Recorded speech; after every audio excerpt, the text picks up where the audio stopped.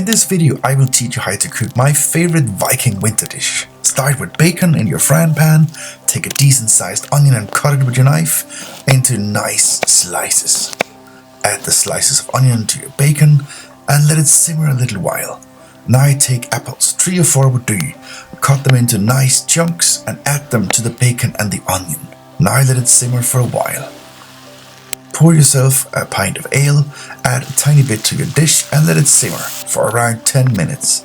Now the bacon and the onion and apple starts coming together and the smell in the forest is amazing. Keep cooking until the apples get really mushy. This will take about 10 to 15 minutes depending on the strength of your fire. Now the dish is ready to serve. It's served best on a chilly frozen forest floor with a good pint of dark ale. Enjoy your meal and don't forget to subscribe to my video.